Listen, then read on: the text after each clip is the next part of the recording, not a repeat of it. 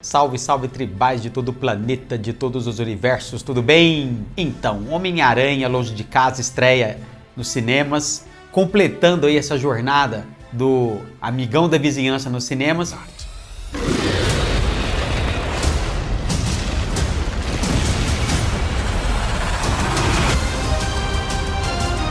E hoje a gente vai fazer uma análise de fã que adora esse personagem. Homem-Aranha está entre um dos personagens que eu mais gosto, que eu mais li desde a minha infância, que eu acompanho sempre. E a gente vai fazer aqui uma análise dos filmes e a sua relação com os quadrinhos. Aqui é uma conversa de fã, Tribal, porque eu sei que você também é fã e aqui não é nada muito analítico, é aquela coisa assim de coração mesmo.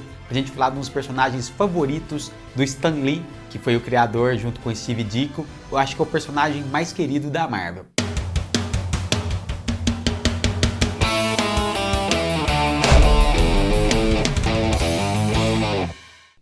Então, o amigão da vizinhança, o Homem-Aranha, ele foi criado por Stan Lee e Steve Ditko como um personagem para ser gente como a gente. O Homem-Aranha, diferente dos personagens dos quadrinhos na época, que tinham uma certa infalibilidade, né? Não eram totalmente humanos. O Homem-Aranha ele foi concebido para ser aquele cara que é o homem comum. Então, o Peter Parker, ele é um órfão criado pelos tios, é picado por uma aranha radioativa. Lembrando que o Homem-Aranha foi criado em 1962, foi um dos primeiros personagens da Marvel. Esse adolescente foi picado pela uma aranha radioativa e ele era o quê? Era um loser, era um nerd que era zoado pelos colegas, né? Sofria... A gente não falava bullying na época, mas hoje praticamente é um bullying, né? De repente, ele se vê com poderes aí. Uma das primeiras coisas que ele tenta fazer, né, os poderes da aranha, que seria uma força proporcional, o sentido de aranha, agilidade, né? Essa força proporcional é considerável, né? O Homem-Aranha levanta até 10 toneladas. Então, de repente, esse adolescente se vê com esses poderes e a primeira coisa que ele tenta fazer é impressionar as pessoas, né? Ganhar dinheiro na luta livre. E eis que o destino entra em ação. Ele deixa escapar um ladrão. Esse ladrão, de repente, vem... Isso aí não é spoiler para ninguém, vem matar o tio dele, né? O tio Ben. A partir daquele momento, ele decide combater o crime. Então, assim como todos os personagens da Marvel têm, o Homem de Ferro tem um problema no coração, o Hulk também tem um outro tipo de problema, o Quarteto Fantástico é problemático por algumas mutações, o Homem-Aranha, ele vai ter um peso de ter uma responsabilidade de cuidar das pessoas. Foi o que ele não fez com o tio. Inclusive a famosa frase, com grandes poderes vem grandes responsabilidades, ela nunca foi dita pelo Tim Ben no quadrinho. Na verdade, ela aparece num recordatório no final. Depois eles adaptaram como se Tio Ben, mas na verdade ele recebeu essa formação moral muito interessante e amor, né? Ele foi criado num ambiente de muito amor. Vai ser interessante porque, por isso que é um personagem querido, ele vai ter responsabilidades como o Homem-Aranha, só que vai levar uma vida no colégio como adolescente, vai continuar sendo zoado. Inclusive o Flash Thompson, que é um atleta de futebol americano, ele vai zoar muito o Peter, porém ele vai ser fã do Homem-Aranha, né? Sem saber que eles são a mesma pessoa. Pois o Homem-Aranha vai trabalhar no Clarim Diário, e lá ele vai conhecer o J. Jonah Jameson, né? Que é como ele é conhecido aqui no Brasil, a Betty Brant, que é secretária do jornal, que vai ser o primeiro amor da vida do Peter Parker, né? Eles vão ter um flerte aí, e ele vai ser o fotógrafo, ele vai vender fotos do Homem-Aranha para o jornal. E o Clarim, ele odeia o Homem-Aranha, como todos os super-heróis, é um jornal sensacionalista, então ele vai fazer uma campanha contra os super-heróis e principalmente contra o Homem-Aranha. Vai ser uma coisa muito interessante essa relação dele com o Jameson. E aí o Homem-Aranha vai ter aí depois uma sequência de histórias, vai aparecer a Mary Jane, a Gwen Stacy, não nessa ordem que a Gwen aparece primeiro, a Mary Jane aparece depois, como uma menina fútil, a Mary Jane, depois ela vai se mostrar uma menina legal, uma pessoa até de personalidade muito forte. Então a história do Homem-Aranha vai acontecer aí nos quadrinhos de uma maneira muito interessante, uma continuidade legal, com alguns baixos depois, né? Mas não vem ao caso. Com toda essa simplicidade, né, do Peter Parker, de dever aluguel, de estar sempre sem dinheiro, de passar por situações cômicas, esconder da tia May que ele é o Homem-Aranha. E a Tia May, no princípio, ela não vai gostar do Homem-Aranha, ela vai odiar o Homem-Aranha, olha que situação. Então tudo isso vai ser o carisma do personagem, a ponto de ele ser o principal, o símbolo da Marvel. Quando a Marvel entra em processo de falência, ela vende os direitos do Homem-Aranha para a Sony. E a Sony vai ficar com esse projeto engavetado do Homem-Aranha durante muito tempo. Inclusive, para fazer o filme foi cogitado durante muito tempo James Cameron. O Tribal com certeza conhece o James Cameron, diretor de Avatar, Exterminador do Futuro, entre outros, de Titanic. Então James Cameron, ele vai ser um dos principais nomes aí para levar o Homem-Aranha para o cinema. Os fãs ficaram empolgados com essa notícia, tá? Mas não foi isso que aconteceu de fato, né? Até que o Sam Raimi, né, que é o diretor de Uma Noite Alucinante e de outros filmes de terror, de uns filmes de uma pegada meio B, ele é muito fã do Homem-Aranha, ele é nerdaço, fã. Ele vai assumir a direção e vários atores vão ser cogitados para ser o Homem-Aranha. Entre eles, Jake Gyllenhaal, que depois a gente vai falar sobre ele. Ele foi um dos principais candidatos para ser o Peter Parker. Mas quem ficou com o papel foi o Tobey Maguire.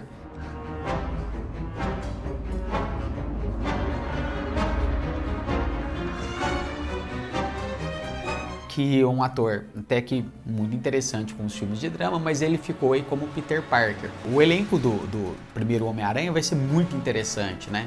Esse filme ele vai trazer como o vilão o Duende Verde, com Willem Dafoe. Outro personagem que fez teste para Peter Parker vai ser o Harry, que é o James Franco. E também a Kristen Dunst vai ser a Mary Jane. Eles escolheram a Mary Jane por, nos quadrinhos, né, ter sido a mulher do Homem-Aranha. Depois eles acabaram se casando. Mas não escolheram a Gwen Stacy. Foi a Mary Jane escolhida como a principal. A Rosemary Harris foi escolhida como a Tia May, como o Tio Ben. Cliff Robertson, ele também um ator que fez muitos filmes nos Estados Unidos, principalmente telefilmes, como J. Jonah Jameson, J.K. Simmons, que depois vai ser o comissário Gordon na Liga da Justiça. Ele vai fazer um Jameson muito legal, um Jameson simplesmente assim, impecável. Parece que ele é egresso dos quadrinhos, né? Spider-Man and the Green Goblin. The Green Goblin, you like that? Mr. Jameson. Made it up myself.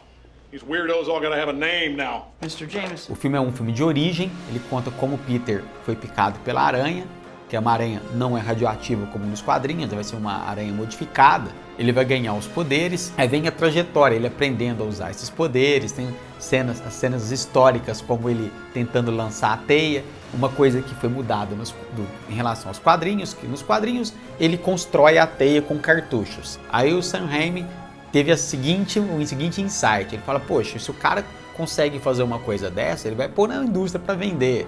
Então, isso não é lógico um adolescente fazer isso. Então, ele colocou como se fosse teia orgânica, como se fosse uma mutação do aranha mesmo, né? O filme é simplesmente maravilhoso na sua origem. O filme é impecável. Ele conta o Peter apaixonado pela Mary Jane, que é a sua vizinha. Eles colocam como se fossem vizinhos. Ele frequenta o colégio. Depois, como ele ganha os poderes, é fantástico, é formidável. Os atores, o Tio Ben tá impecável, a Tia May também, o Willem Dafoe, que até quando ele foi escolhido eu achei que ele fosse ser o Duende Verde, porque ele parece muito, né, com o personagem. Na verdade, depois ele vai usar uma armadura. Ele tá meio canastrão nesse filme, mas é muito interessante. Como filme de origem, ele traz tudo que você espera do Aranha. Ele tem humor, ele tem ação, ele tem cenas de luta. E uma coisa interessante, como esse filme foi produzido em 2001 e lançado em 2002, todo mundo sabe que em 2001 aconteceram os atentados de 11 de setembro e as Torres Gêmeas vieram abaixo. Logo, as Torres Gêmeas que eram o símbolo de Nova York. Nos trailers do filme, o Homem-Aranha ele prende os bandidos no helicóptero entre as Torres Gêmeas. Então eles tiveram que cortar várias passagens do Homem-Aranha transitando pelas Torres Gêmeas, né? Pelo World Trade Center por causa desse acidente. É um filme assim muito legal. É um filme que digamos assim, a estreia do Aranha no cinema com o pé direito. Você mostra ali quem é o personagem, você se interessa pelo personagem, você se apaixona por ele. Então, o Homem-Aranha aí de 2002 é um filmaço para apresentar o personagem.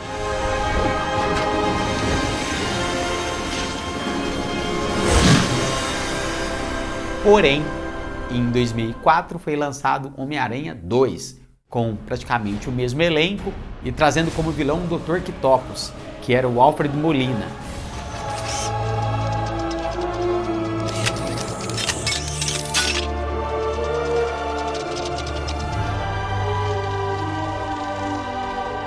O Alfred Molina, ele simplesmente é um ator fantástico. Ele vai encarnar o Otto Octavius aí, que vai ser um cientista que vai ter uma tragédia na sua vida pessoal e vai se transformar num vilão. E interessante é que o Sam Raimi vai ter algumas cenas em que ele vai mostrar que ele é um diretor de terror fantástico, principalmente a cena em que os tentáculos tentam atacar uns paramédicos que estão tentando tirar ele do corpo do Octopus, né?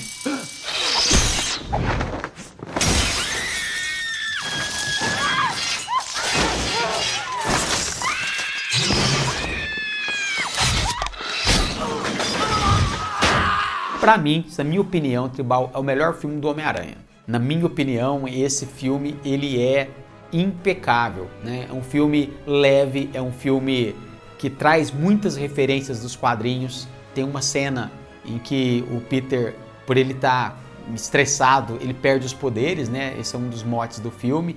E tem uma cena em que ele joga, ele abandona nos quadrinhos a roupa de Homem-Aranha no lixo e aparece Homem-Aranha nunca mais. E tem essa cena no filme, não com ele jogando, mas ele num beco, no Homem-Aranha nunca mais.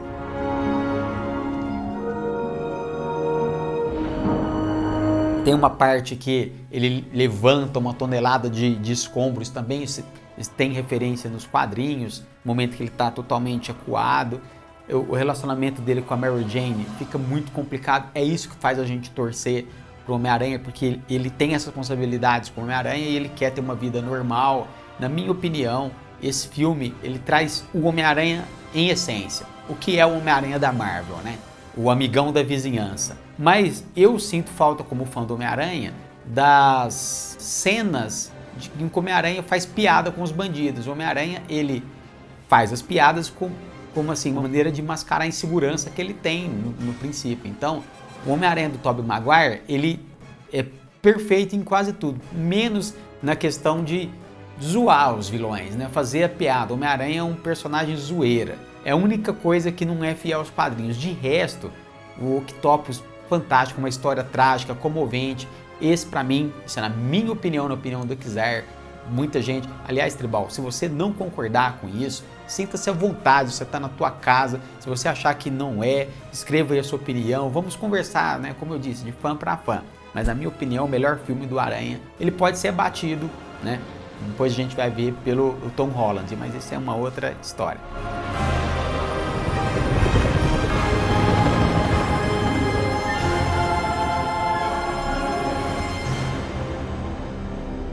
Bom, como nem tudo são flores no reino da Marvel, em Nova York no Cabeça de Teia, eis que surge Homem-Aranha 3.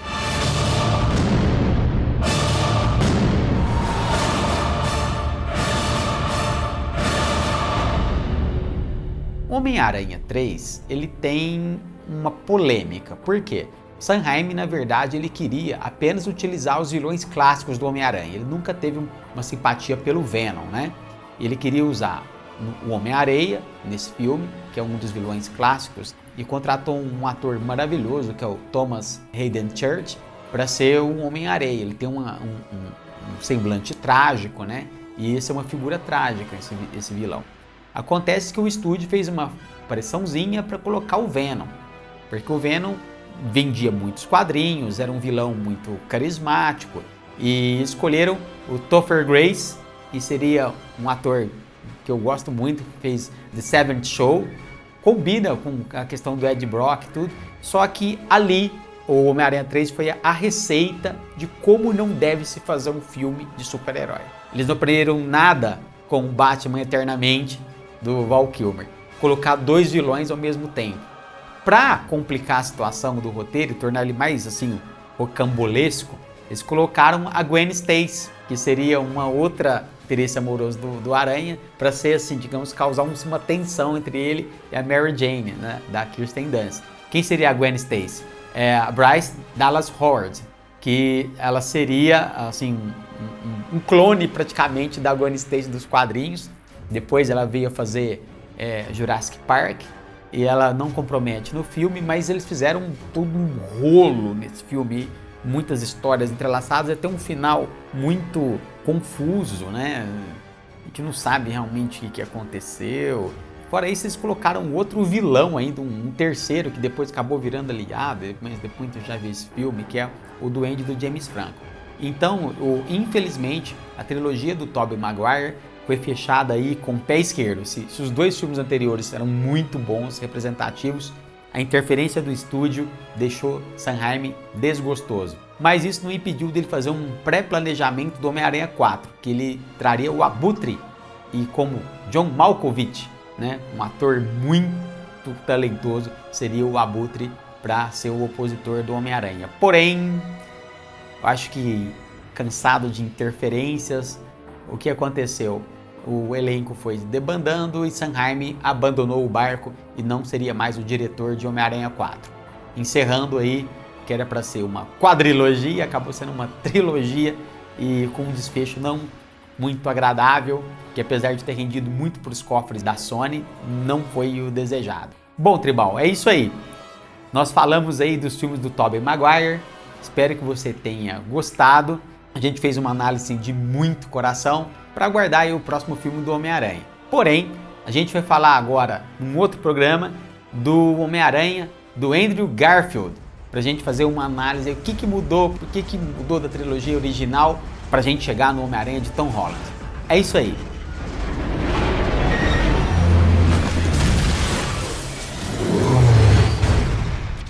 Espero que você tenha gostado, nos acompanhe pelas redes sociais, curta o canal, se inscreva e dê palpites, dê opiniões, diga o que você gostou, o que você não gostou, Tribal, porque afinal de contas somos todos da mesma tribo. É isso aí.